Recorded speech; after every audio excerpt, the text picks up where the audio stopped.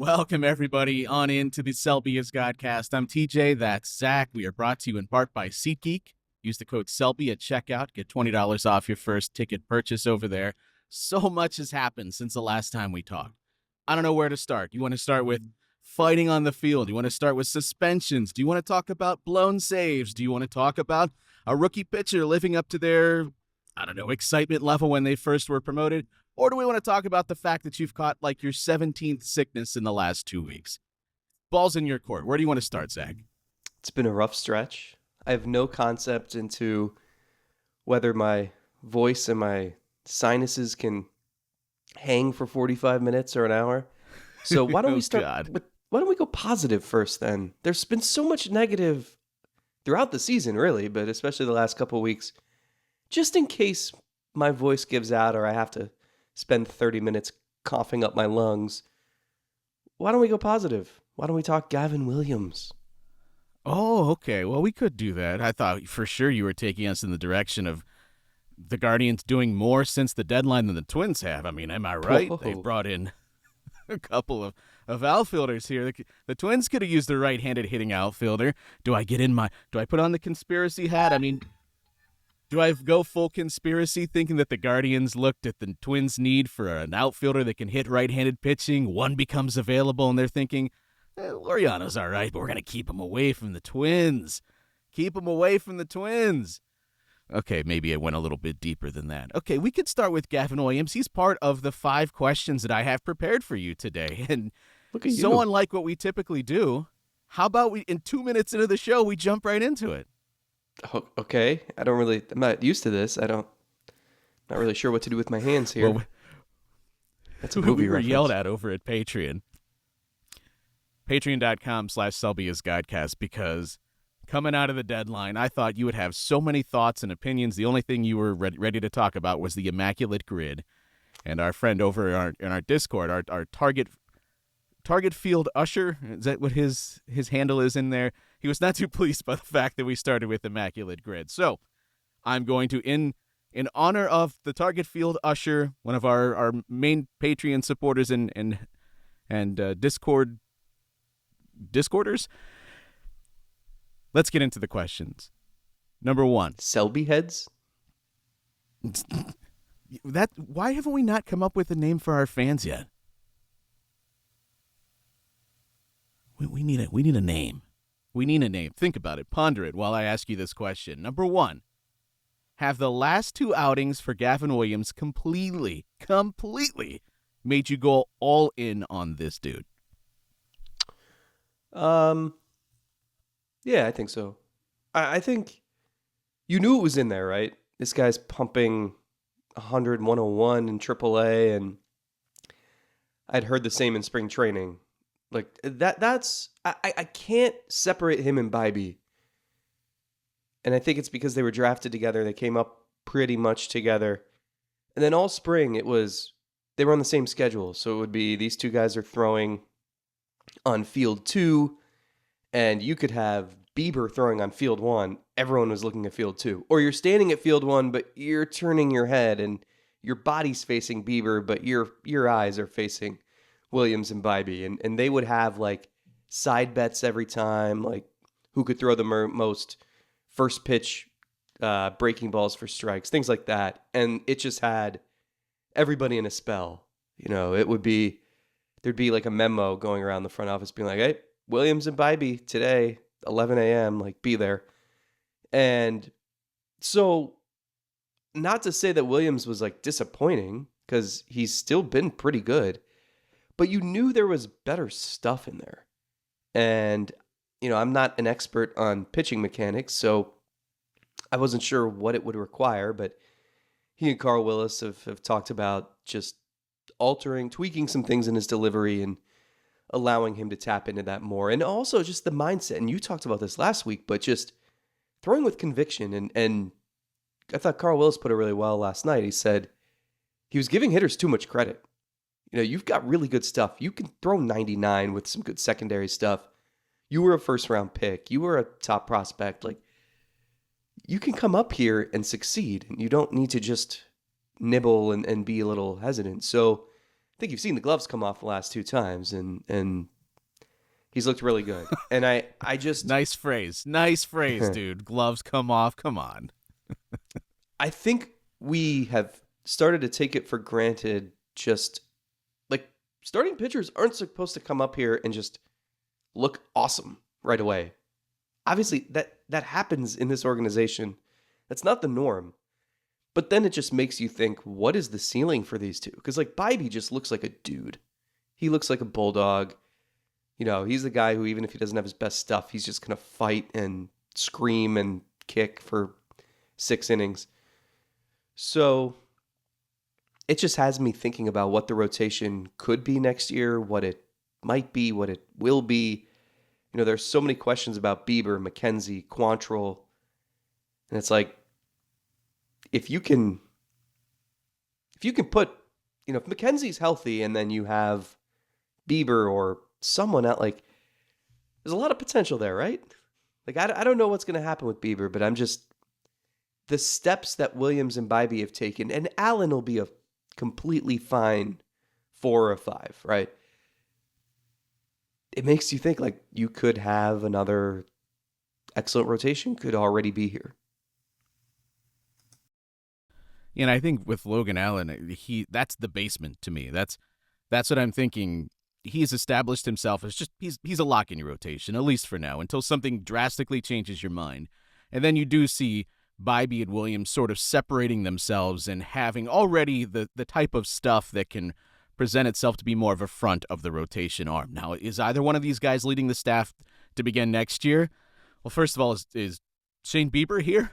Is Tristan McKenzie healthy? 2 very important factors that are going to help establish whether or not somebody is termed the ace or starting on opening day. That aside, Williams, these last 2 starts, what I think is important is the one previous, we saw the stuff get better. We saw more conviction in the fastball. We saw him throw it up higher in velocity than we had really seen a lot.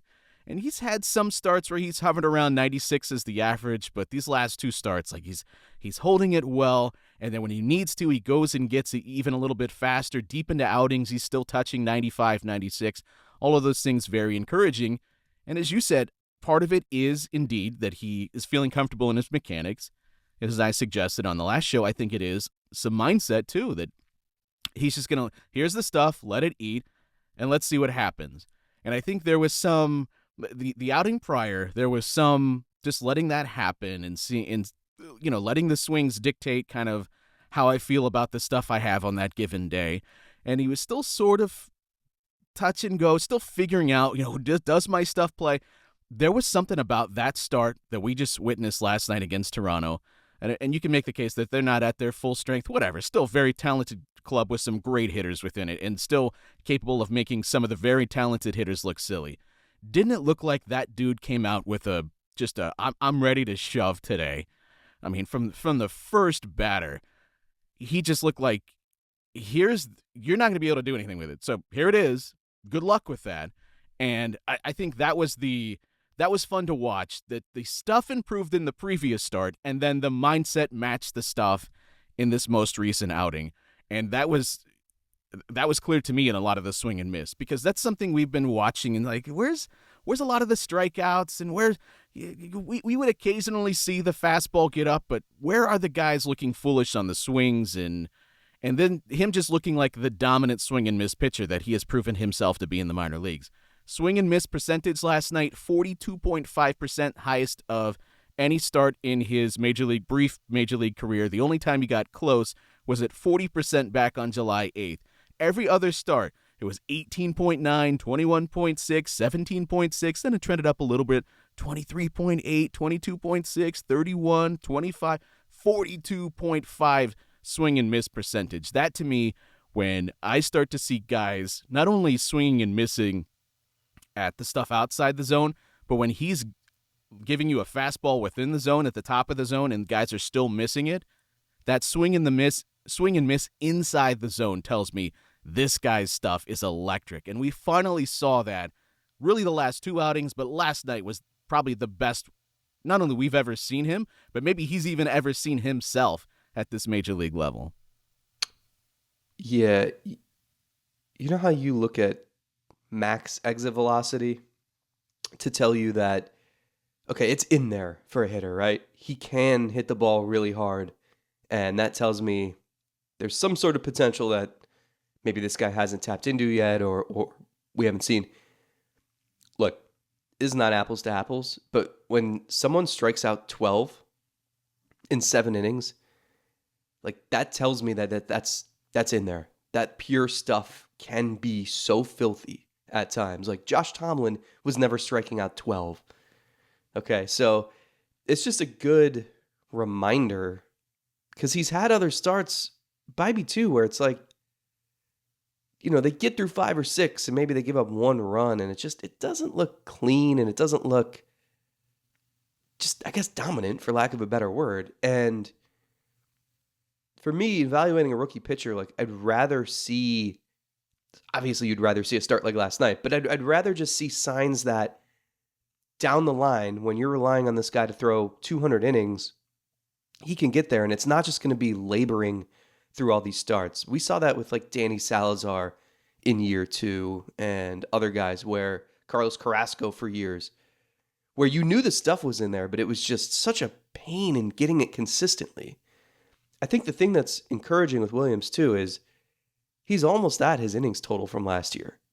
And he's just getting going, I think. So that's a good sign where, you can keep, because they don't have a hard innings cap, but they're going to keep monitoring and try to make smart decisions. And, I don't think that, he needs to be shut down right now. He's just finally hitting 99 and he's looking as good as ever. So that's a good sign. If you could push him a little bit this year, you can push him even more next season when you're going to rely on him from start to finish. So all good things. And I just, if you look, we're going to look back on this season and think, what were the most positive developments? I think Bibee and Williams is probably number 1 or right there with Josh Naylor as 1A, 1B. You want to know why this show gets so easily distracted and off the rails so quickly? It's because you say things like Josh Tomlin was never striking out 12, and instead of listening to the points that you continue to make and being able to build off of those things, what do? I go to Josh Tomlin's baseball reference Don't tell me page. he struck out 12. And so I'm doing the quickest search ever because I am the worst person in the whole world. Like, as good as I am at the Savant search and being able to find all these little details within their search page, I suck at doing the baseball reference one. I don't know why.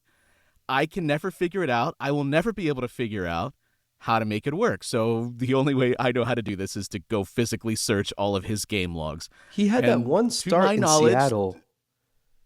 Remember that one To my knowledge, we go back in time to June 28th, 2014, where Josh Tomlin went 9 innings, allowing 1 hit, didn't walk a batter, struck out 11. But not 12. 11. So close. Would have been so fun to dunk right in your face, but no, unfortunately, Josh Tomlin, I believe, comparison was not apples to apples. Like, I guess I don't know who was in that Seattle lineup. I think it's why was I looking that up? I don't know. Probably the more apt comparison is something along the lines of what you said, where the swinging and missing in the strike zone, where his stuff is just so good you're not touching it. Tomlin, if he's going to get 11 strikeouts, it's probably, I don't know, breaking balls on the corner that they look at or they chase stuff. You know what I mean?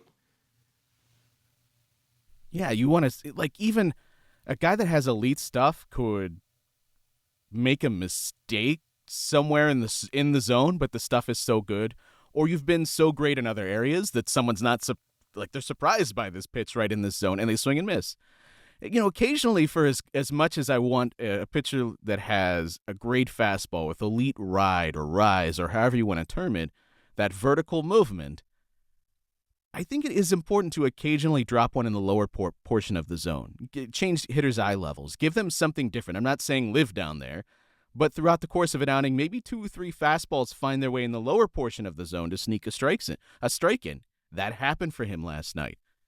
So it's not just about, like, If I see a pitch, up here, I'm going to assume that it is a fastball. And if I see a pitch here, I'm going to assume it's going to be a breaking ball coming down in the dirt. I want to give the hitters something different to think about. And for Williams, he can be good enough. I mean, the stuff is so electric, particularly like we've seen these last two outings, where he doesn't have to worry. I can throw a fastball down in the zone and no one's going to crush it because it's really good and I'm changing eye levels here and I can be committed to the total game plan here. I'm so excited because we've been looking for that sort of jump from him. We've all been kind of looking at each other like, weren't there reports of this guy throwing 99 to 100? How is he coming up here and only throwing 94? What are the guns in the minors all messed up? Well, no, I don't think that's the case. There obviously was more at play than just assuming that he was always pitching in front of a hot gun. I don't think that's the case. They pitch in more than one location down in the minor leagues. But to see it, and more important for us to see it, I mean, that's great for you and I to have something to talk about, but how important for him to see it, for him to know that this works. Yeah. And you get feedback from hitters. And that's the biggest gain you can get. Because it's, when you're blowing away AAA kids or AA kids, like, that's great. But you're not learning as much. When you do against major leaguers, there's nothing, you're throwing a fastball past a 19-year-old at AA. It's like, okay, is this going to work, though, against a 26-year-old in the majors? There's no way for me to know still. You hope your stuff is good enough. When you get reactions in the majors and then you have a night like last night and then you think about your next start, well, what worked? What is the team I'm facing next how are they going to approach me based on what I did in my previous start? And then how can I counteract how I think they're going to approach me? I think there's also part of this where you have Bo Naylor learning more and more as well and figuring out what works and building that rapport. And he caught all these guys in AAA, but I think that helps too. It's just, I understand you'd rather these starts have playoff implications. You'd rather be talking about Bieber and McKenzie leading the team to another win to solidify their standing in first place.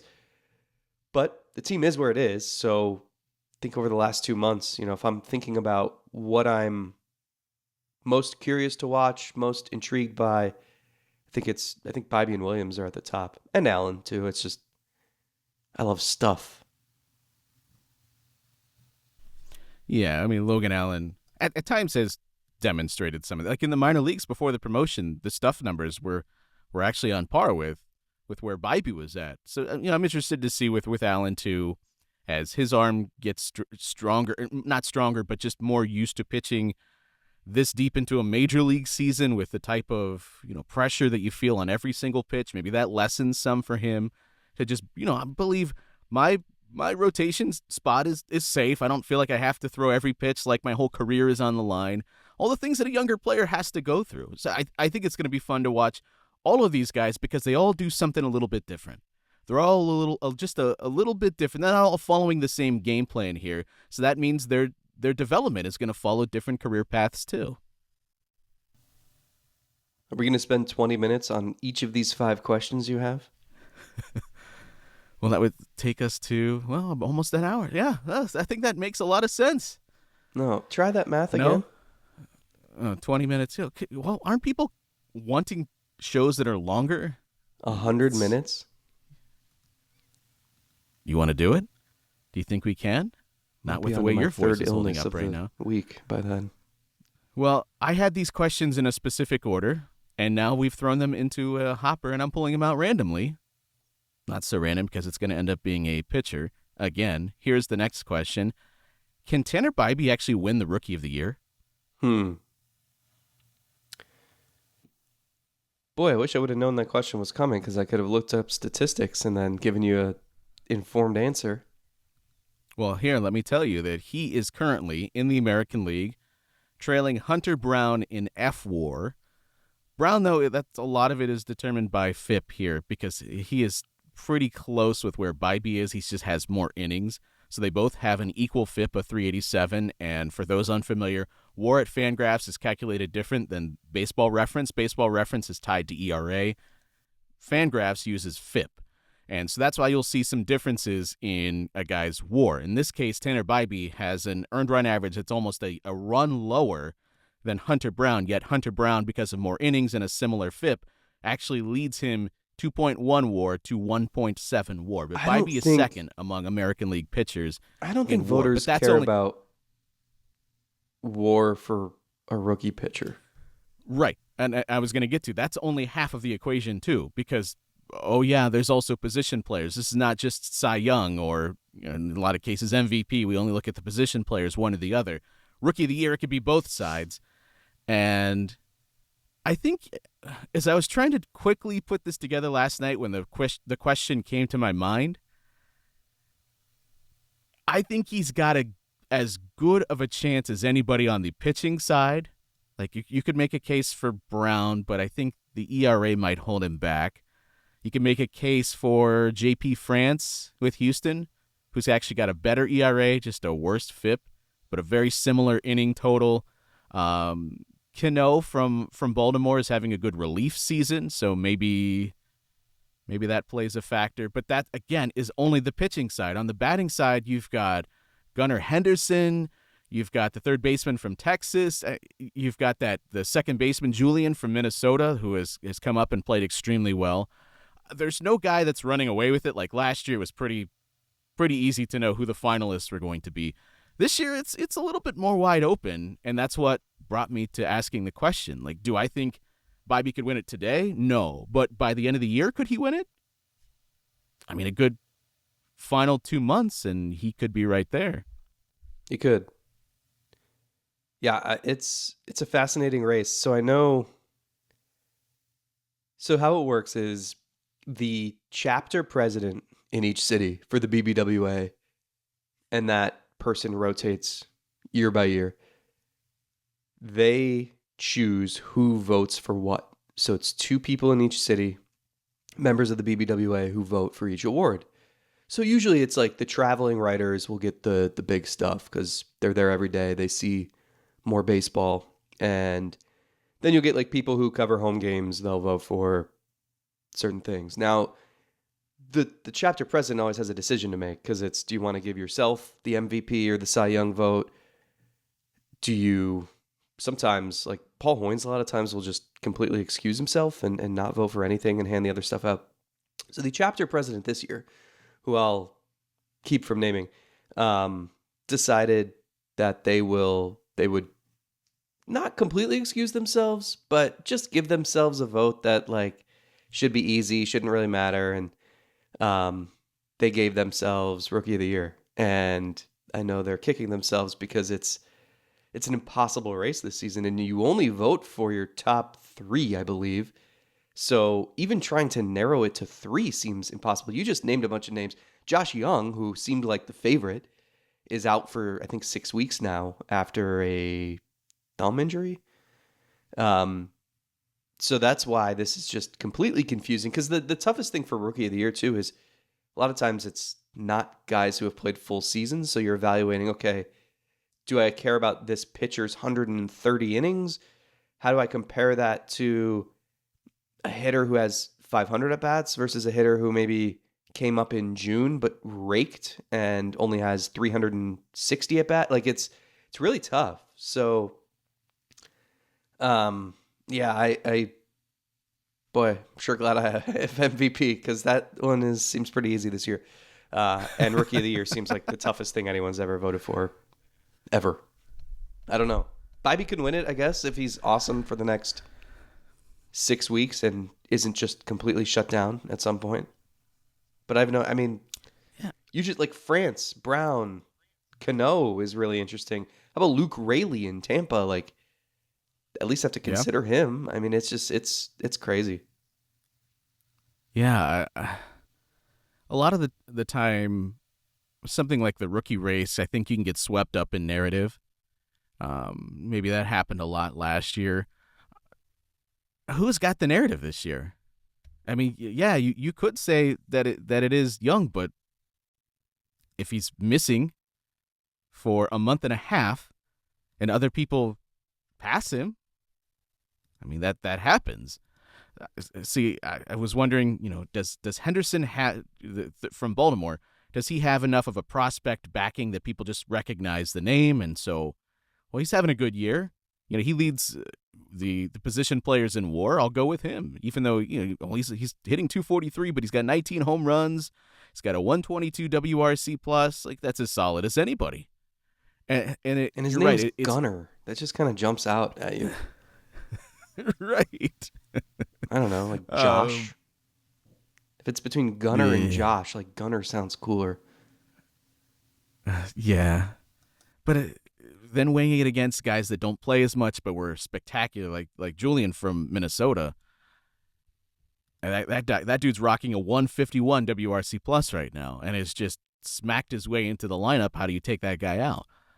And for right now, he doesn't have as many plate appearances, as many games as like Gunnar Henderson does. He's 40 games behind, but by the end of the year, will he have closed the gap enough? I don't know. But I think Bibee is somewhere in the mix of like the top 5, top 6 that you would consider vote getters right now, wouldn't you think?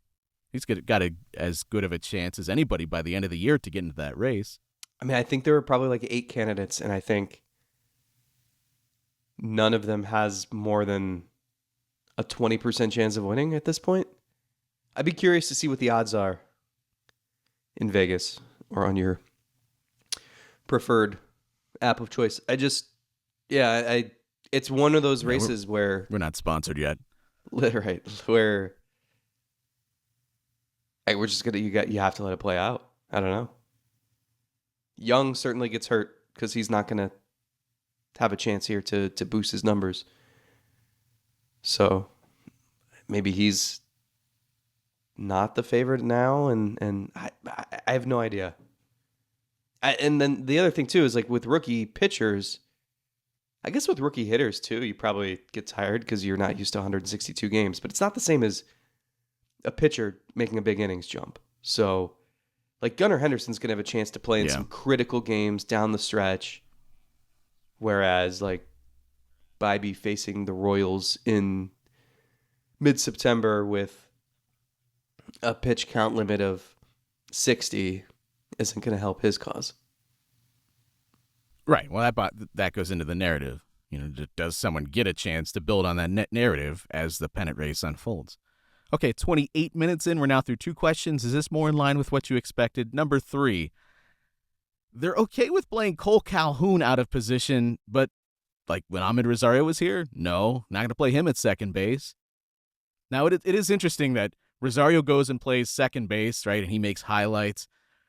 Calhoun plays first base, and he's making cry lights because he can't scoop the ball. Like, what is the disconnect here? This is just more proof that this is a cursed season. Someone else goes and plays out of position, and they're on fire. The Guardians do it, and see, like, they would point to this and say, this is why we didn't do this before. You all wanted all these players to play out of position. We're not going to do it. Of course, I'm being a bit facetious here, but why? Why are they comfortable with certain guys? They'll play like David Fry will play everywhere. He'll go play right field, barely ever done it before, maybe never has done it before.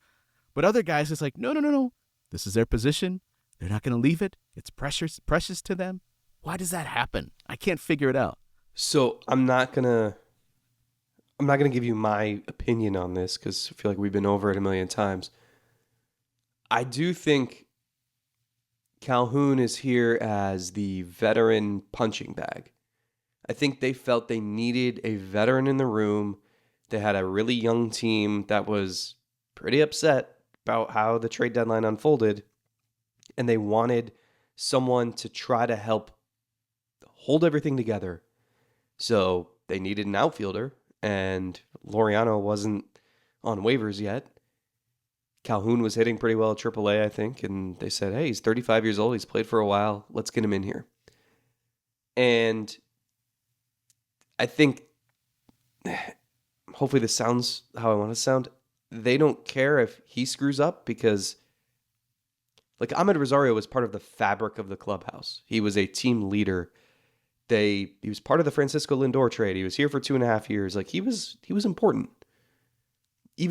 whether or not he performed the way he should have performed, or whether or not he was deployed the way he should have been deployed, he was an important piece in that room. And so I think they didn't want to embarrass him. They didn't want to risk embarrassing him. I think part of it too, like Jimenez was so good at second base, they didn't want to mess with that. They didn't want to switch anything in season. Rosario was fine defensively in 2022, and then shifts went away and shit hit the fan this year. And I mean, they should have had the foresight there, but whatever. Point is, with Calhoun, it's like, it was interesting when that happened Sunday. Nobody asked to speak to Kole Calhoun after. Like, he could have left and it would have been whatever. You have the right to leave. We talked to Rocchio, and Calhoun stayed at his locker, though. And he stayed at his locker until reporters were done talking to everyone else that they were talking to. And then he answered questions. He didn't have to do that. But that's part of why they brought him in, is to help deflect, to help absorb blame, to just be an adult in the room, really. And so I think, I don't know. I mean, I like, if it were me, I probably would have put Arias at first base and put whoever at third. And like, it could have been Tana. You could have ditched the DH and put Ramirez at third. Like, all the things we've said in the past about like pinch hitting for Straw, or all these things where you're trying to win the game. And if things go haywire, you'll deal with that later. But, I think the theme of this season has been the one move you make or you don't make is the one that comes back to haunt you. This person playing at this position at this time is what sinks you. This reliever pitching in this situation at this time, it's just their day to blow up. Like, it has been that from not day one, but Karinchak, day one, like literally day one. Yes, day one. And so this time it's Kole Calhoun. And I think the difference is that it's just a veteran who can handle it. And I think they need that in a way. And for him, I'm sure he'll take it, because he just wants to continue to taste the major leagues for as long as possible. Wants his career to continue. And for that to happen, he has to play into being this role. Now, see, I think what you're saying makes sense about having a veteran in the room amongst a sea of young prospects and kids and guys that have barely been up here. So it's like one of those things where when they announced that they were bringing in Kole Calhoun, I'm like, what? You're taking at-bats away from youngsters to give it to this guy? What does that make sense? And when you say about bringing in that veteran, it's like one of those things where I don't feel great about it, but at the same time, like, if I squint my eyes and tilt my head, I kind of see it. And in the grand scheme of things that I'm really furious about or frustrated about, this is somewhere near the bottom of the list. But man, I mean, Rocchio is a good defender. Rocchio is a good defender, and he's played. It's not like he's never go play third base, kid. He's played third base before. Like, he's perfectly capable of making the throws over there across the diamond. So it's not all on Kole Calhoun. You make good throws. You make a good play, like a good defender usually does. We're not talking about it too. So it's multifaceted here. I don't want to put it all just on Kole Calhoun. Either Rocchio should have made a better throw the second time because he learned from the first throw, or Calhoun stabs one of the two. The fact that happened twice in a row is actually kind of remarkable. Yes. I go back to, remember when they were playing the Reds, and here comes Joey Votto, and they went to the wrong reliever, and they brought in Dan Otero. Remember that? Remember the whole debacle of we brought the wrong pitcher in. And the thing is, of course, what you thought would happen, Otero gives it up to Votto, the Reds win that game. Otero at the time was still a semi-capable major league pitcher. And even if a dude is crushing you, he's hitting 400 against you 6 times he got out. Like, that could still work out in your favor because it's baseball. And it's all about failure. That's what is mind-blowing about having 2 plays nearly backed up. It's like the Naylor thing. When he couldn't get the ball out of his glove, like, how does that happen? It's cursed. That's the only conclusion I can come to. The season is cursed. So, why though? Do you think it's because we buried the Meisel jinx last year? and now Maybe come back curses are rampant. ferociously. Yeah. You know what? We put up the damn wall, and then it broke, and then everything that was supposed to happen last year has rushed into this year. Yeah. My only hope is that you get it all out of your system so that 2024 just is back to semi-normal. I would be okay with normal. Not even lucky, just normal. Because what has happened this year has been insanity. Yeah.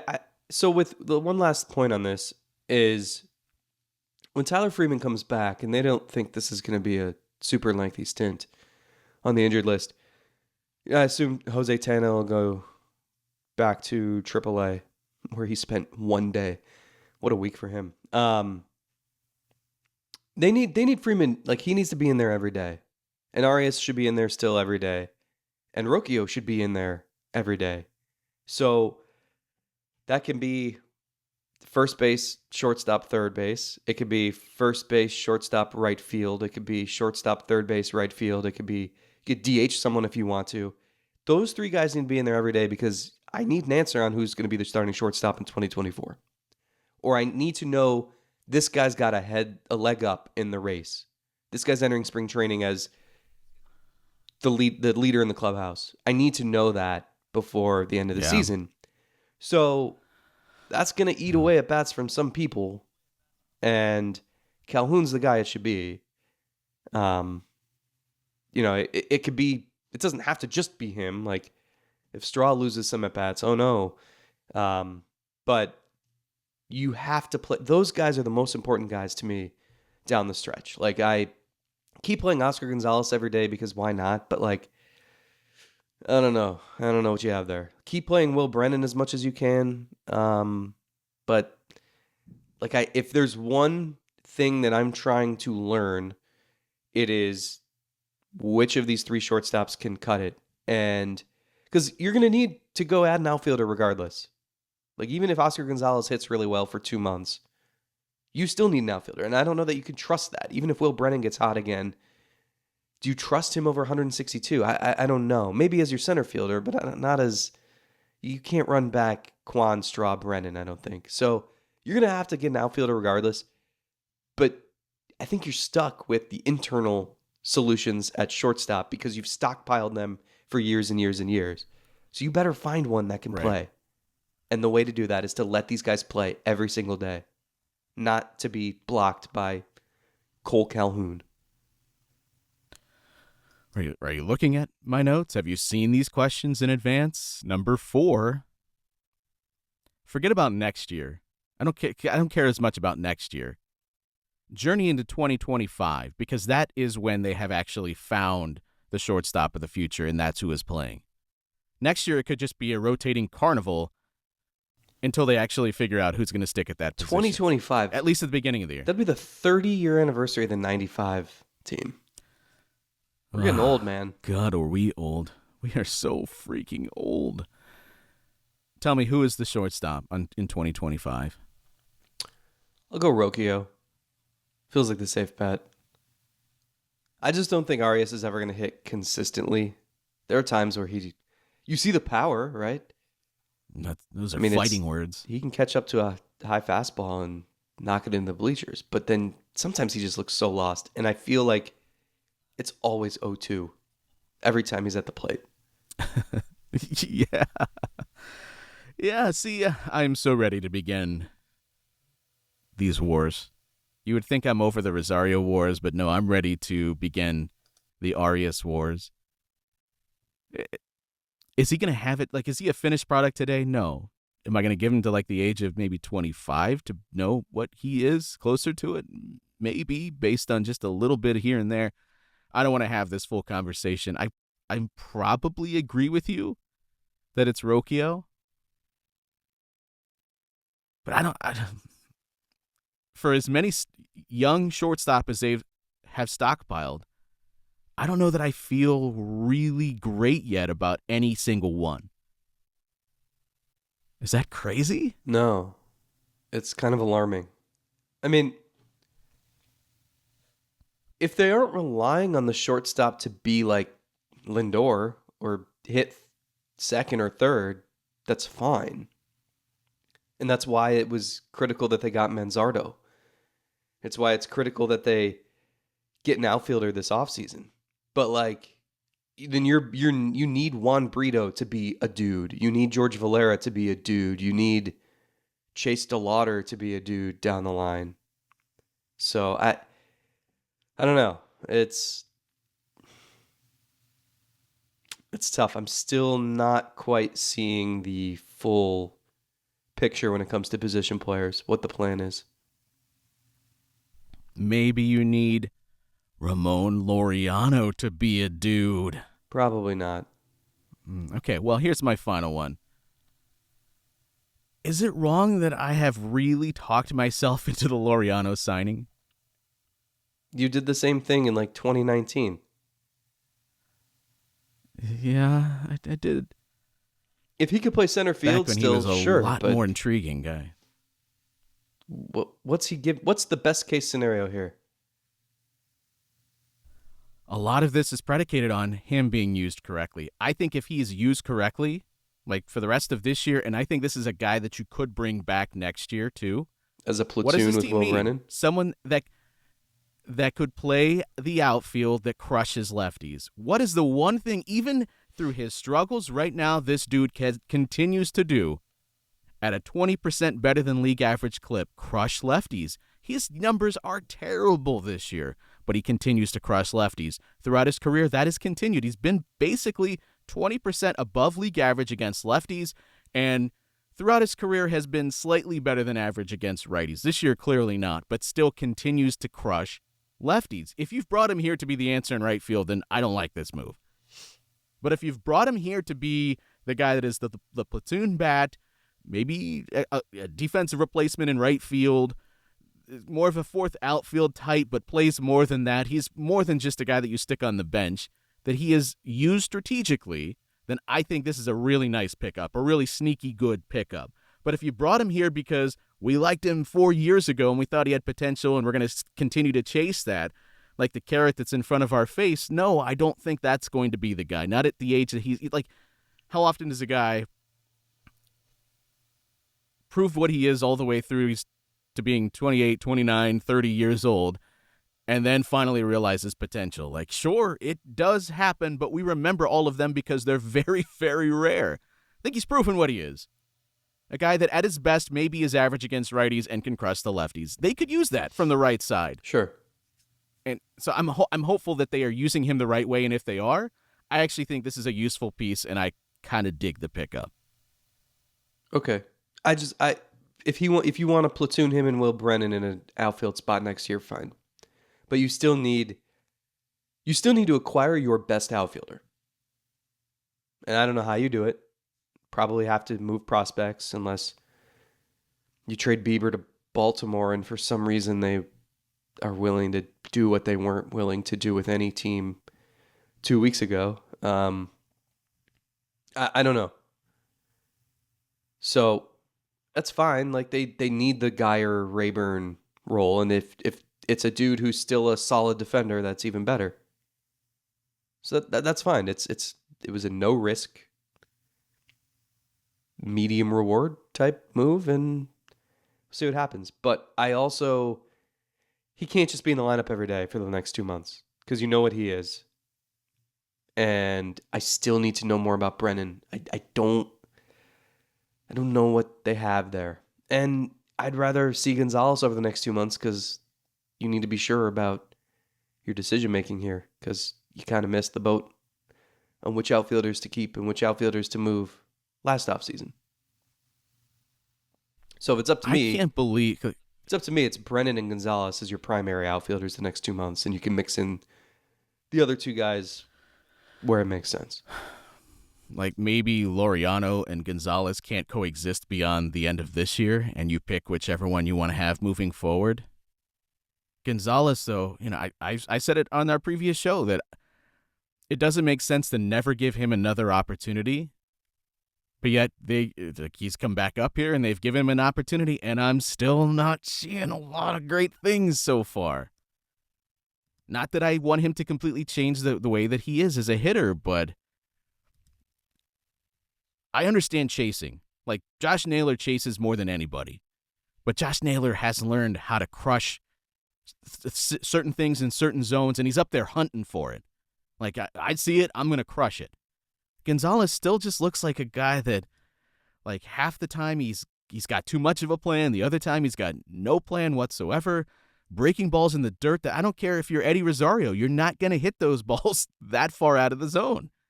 You're not going to hit a ball that lands 40 feet in front of the plate. It's not going to happen. Or the pitches that are way off the plate. Even if you make contact with that, it's not going anywhere. Even if you are Oscar Gonzalez that has made your entire career based on that. I'm just not seeing a lot of growth there. I'm not saying, like, pull the carpet out from under him and he's done right now. But I feel like, I don't know the best way to explain it. Like, the hourglass is going dry there for him. I don't know.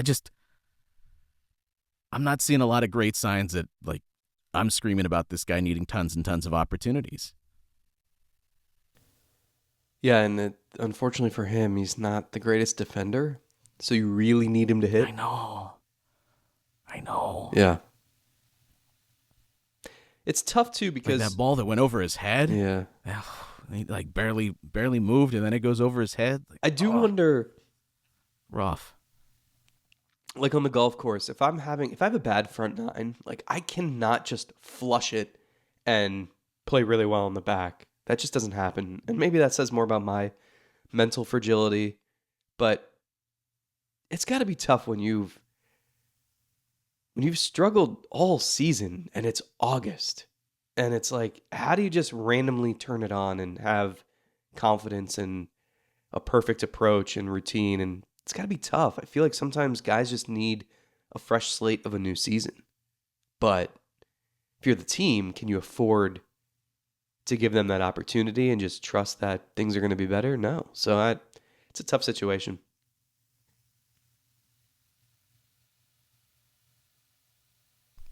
Yeah, see, to me, it's more about, can he justify his place on the 40-man roster by the end of the year?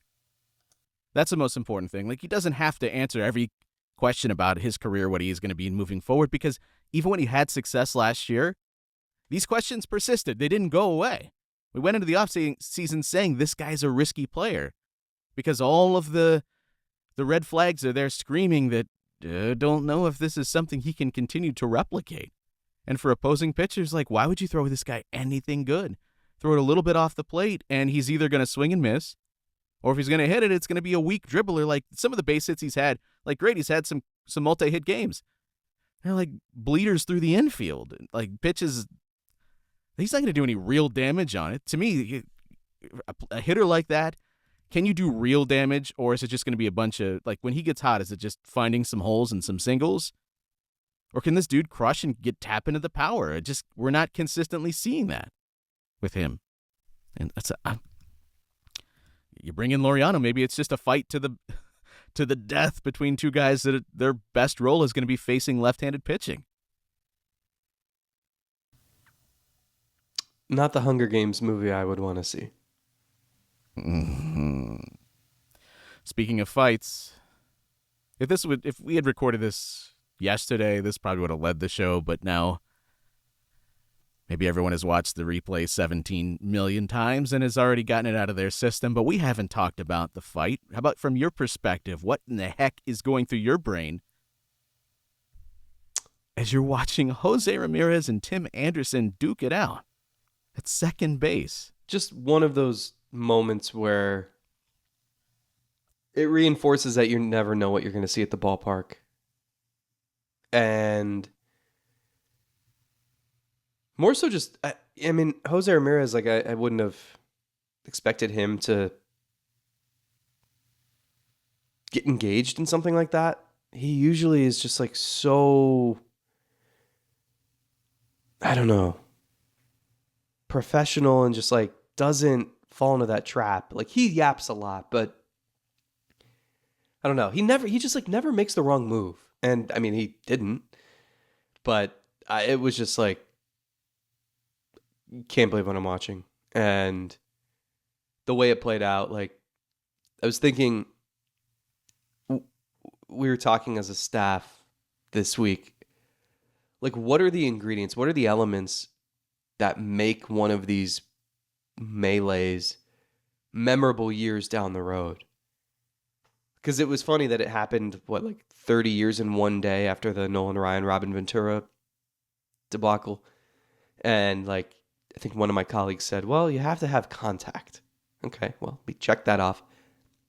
I think it helps when you have a heel and a face, right? I think Tim Anderson has played the heel role here for a while now, and Jose Ramirez is always the most underrated superstar. Maybe this will help him no longer be under the radar. So it had a lot of those ingredients. And then I think in a day and age of social media, just the memes were unbelievable. Hammy's call was unbelievable. And so you have the elements of 20 years ago, 20 years from now, I think people will remember this, especially in Cleveland and Chicago. So it was crazy. And it was also just what a freaking week for these guys. I mean, this team, it's been a lot. And I think that was maybe in a weird way a fitting conclusion to a lot of frustration that had bubbled up in that clubhouse and just with the team in general. Yeah. Unfortunately, it didn't translate into victories, better play. It didn't launch them into some big winning streak here. And, the unfortunate thing is you lose Clase for a game. Okay, well, then you're going to probably lose Jose for multiple games. The 3 is the suspension now. He's appealing.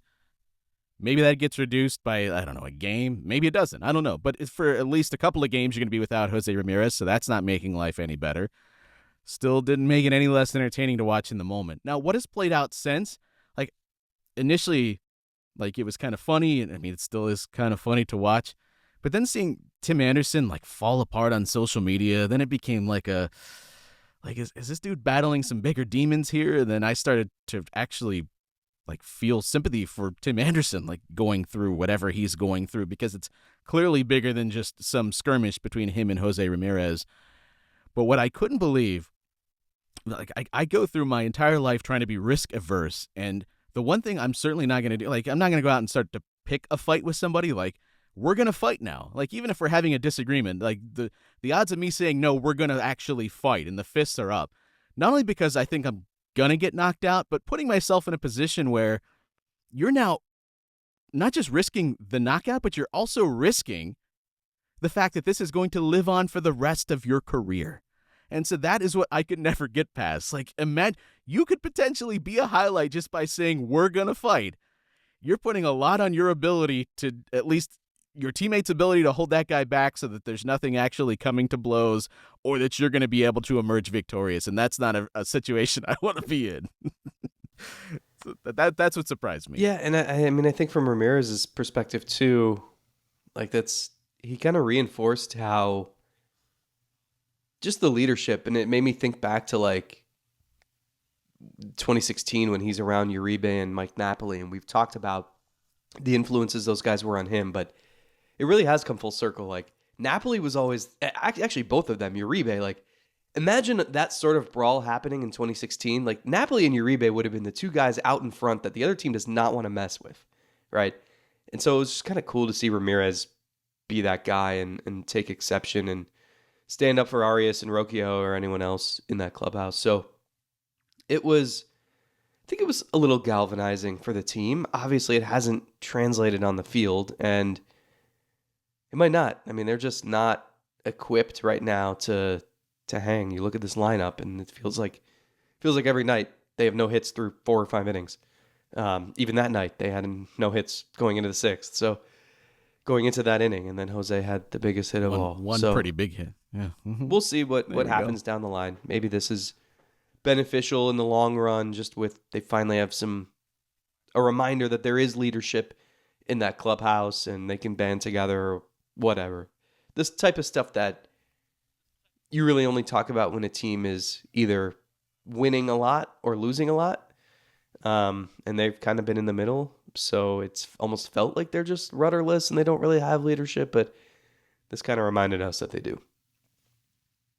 I mean, even Josh Naylor, who's got an oblique injury, jumping in there to be the next man up. and Yes, like it's looking not like he was surprising. ready to just do whatever needed to be done. He gonna risk it all to save his third baseman. Right. And at the end of the day, it didn't turn out, little Rey Mysterio didn't need it. He delivered the 619 right there on the field. I